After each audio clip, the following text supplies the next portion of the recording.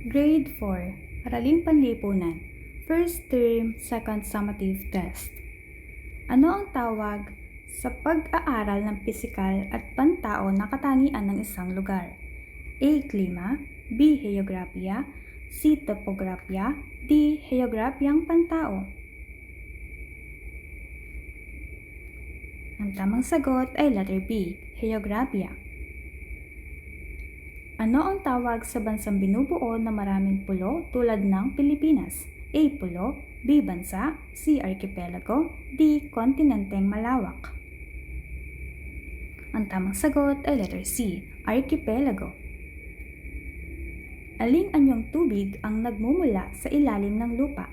A. Bukal, B. Talon, C. Karagatan, D. Malawak na look.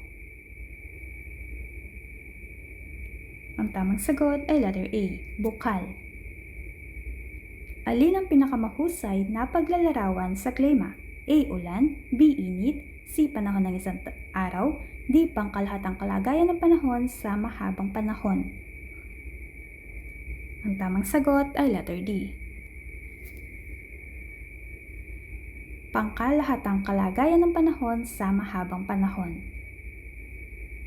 Alin ang anyong lupa ang pinakamataas? A. Burol, B. Bundok, C. Talampas, D. Malawak na kapatagan.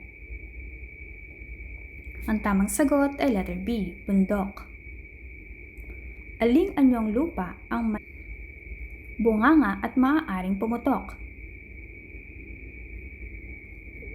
A. Bulkan, B. Bundok, C. Mataas na burol, D. Malawak na talampas.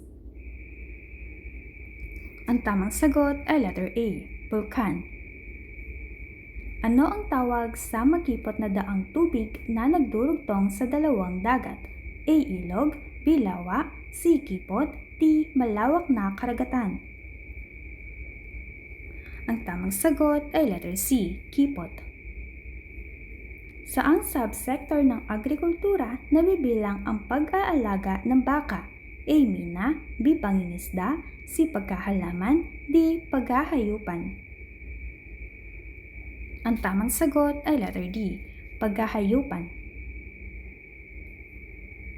Aling sektor ang gumagawa ng tapos na produkto mula sa hilaw na materyal? A. Manupaktura, B. Pagpapatubig, C. Paghahayupan, D. Serbisyong pantransportasyon.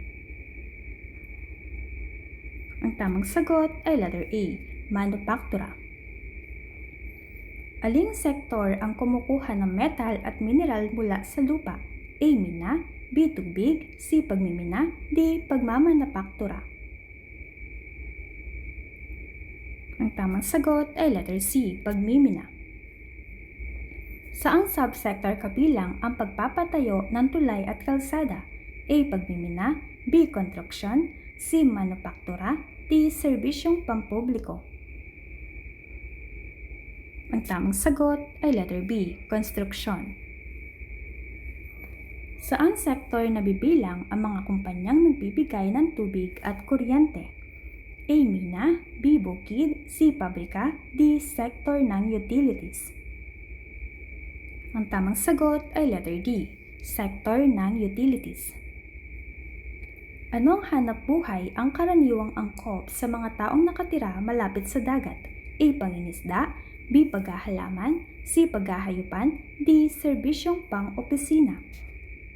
Ang tamang sagot ay letter A. Pangingisda.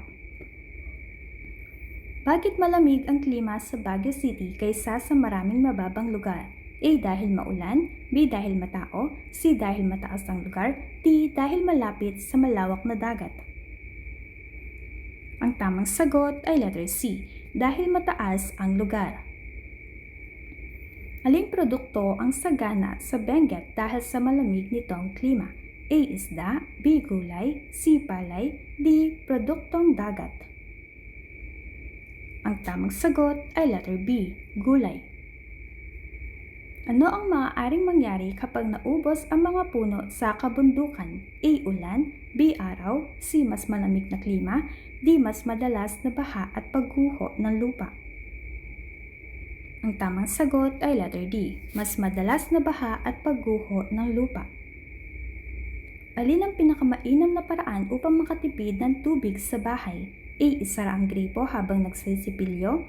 D. Hayaang tumulo ang gripo buong araw. C. Gumamit ng sobrang tubig sa paglilinis. D. Maglaro gamit ang hose kahit walang kailangan.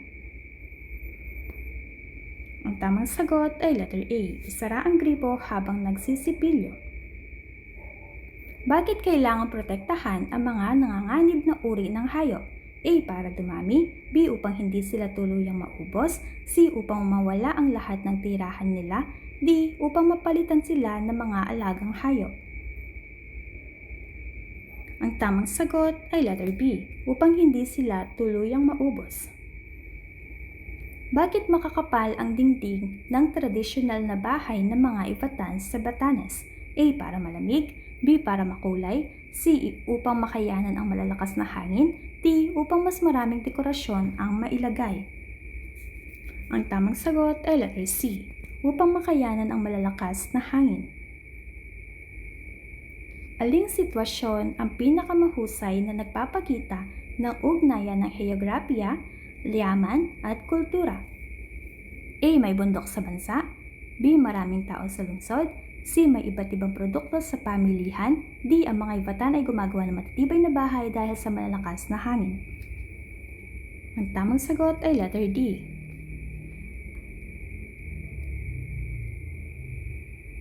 Ang mga Ivatan ay gumagawa ng matitibay na bahay dahil sa malalakas na hangin.